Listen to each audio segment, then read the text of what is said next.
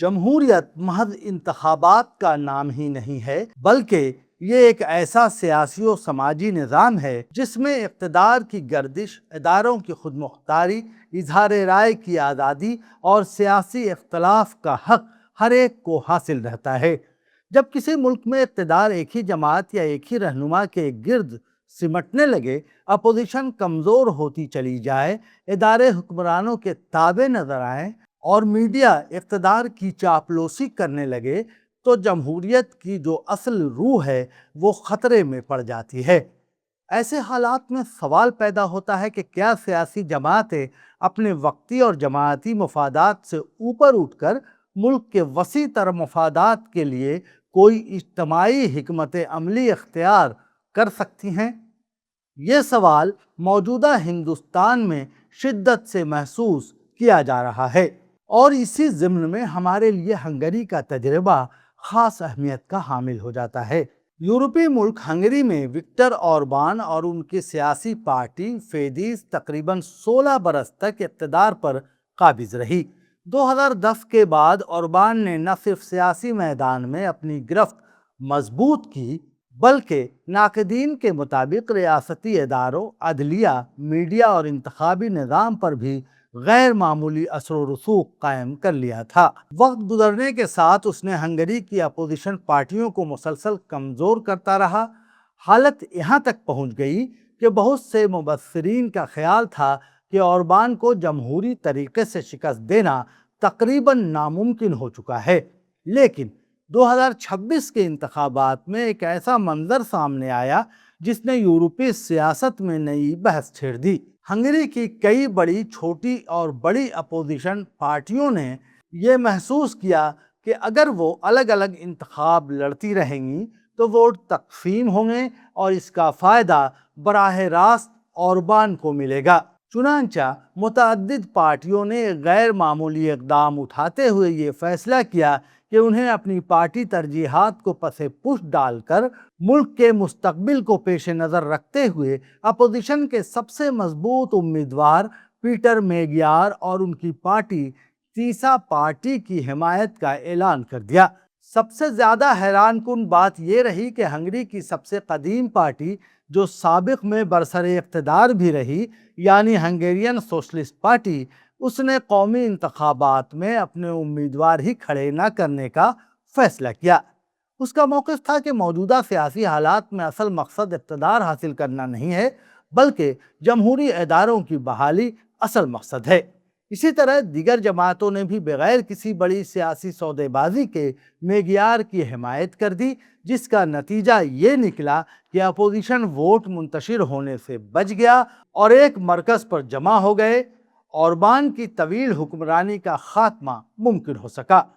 Hungary کی سیاست نے ایک بنیادی حقیقت کو واضح کیا، وہ یہ کہ بعض اوقات جمہوریت کے تحفظ کے لیے سیاسی پارٹیوں کو اپنی پارٹی لائن، یعنی اپنی سیاسی شناخت اور انتخابی مفادات سے بالاتر ہو کر سوچنا پڑتا ہے۔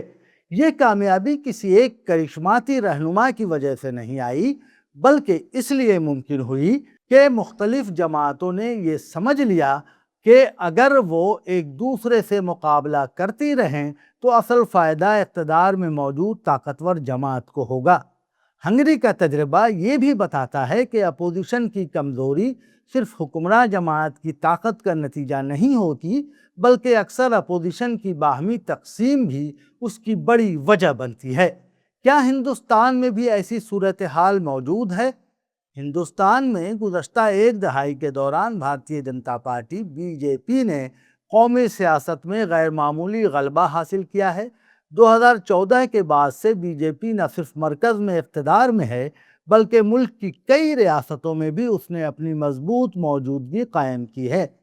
سیاسی تجزیہ نگاروں کے ایک طبقے کا خیال ہے کہ وزیر اعظم نریندر مودی نے اپنی سیاسی حکمت عملی میں قوم پرستی، مضبوط قیادت، فلاحی اسکیموں اور انتخابی تنظیم کو اس انداز میں یکجا کیا کہ اپوزیشن پارٹیاں مسلسل دفاعی پوزیشن میں چلی گئیں۔ دوسری طرف اپوزیشن پارٹیاں اکثر ایک دوسرے کی حریف بنتی رہی ہیں۔ کئی ریاستوں میں وہ BJP کے مقابلے سے زیادہ ایک دوسرے کے خلاف انتخابی میدان میں سرگرم نظر آئیں۔ نتیجتاً ووٹوں کی تقسیم نے بی جے پی کو زبردست فائدہ پہنچایا۔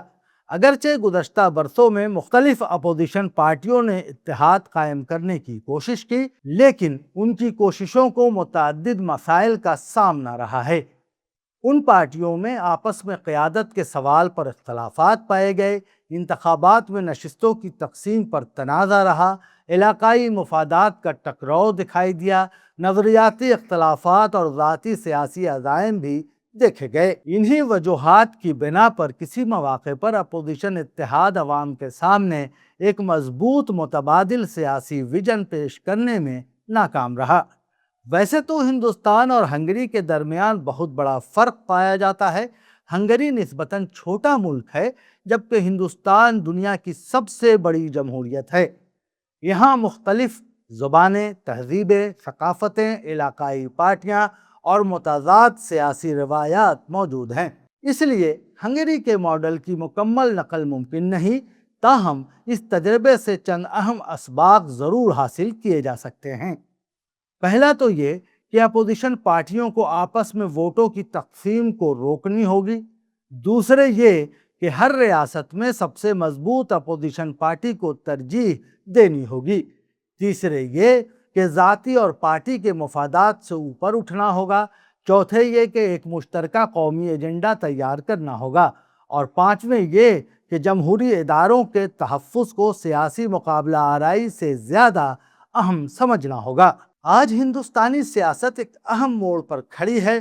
اپوزیشن پارٹیوں کے سامنے اصل سوال یہ نہیں ہے کہ کون سی پارٹی بڑی ہے اور کون سی چھوٹی، بلکہ اہم سوال یہ ہے کہ کیا وہ جمہوری نظام کے تحفظ کے لیے مشترکہ جدوجہد پر آمادہ ہیں۔ اگر ہر پارٹی صرف اپنے محدود سیاسی دائرے کو بچانے کی فکر میں مبتلا رہے گی تو قومی سطح پر ایک مؤثر متبادل کا ابھرنا مشکل ہوگا۔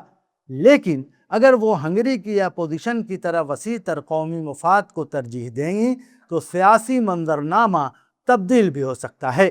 ہنگری کے تجربے نے یہ ثابت کیا ہے کہ جمہوریت کی حفاظت صرف آئینی دفاعات میں قانونی اداروں سے نہیں ہوتی، بلکہ سیاسی قوتوں کے اجتماعی شعور اور قربانی سے بھی ہوتی ہے۔ سیاسی پارٹیاں جب اپنی انا، مفادات اور اقتدار کی خواہش کو وقتی طور پر پس پشت ڈال کر قومی مفاد کو ترجیح دیتی ہیں تو جمہوری نظام نئی زندگی حاصل کرتا ہے۔ ہندوستان میں بھی جمہوریت، آئینوں، وفاقیت اور سیاسی تنوع کے تحفظ کی بحث روز بروز اہم ہوتی جا رہی ہے۔ ایسے میں ہنگری کا تجربہ ایک سوال کی صورت میں ہندوستانی اپوزیشن کے سامنے کھڑا ہے۔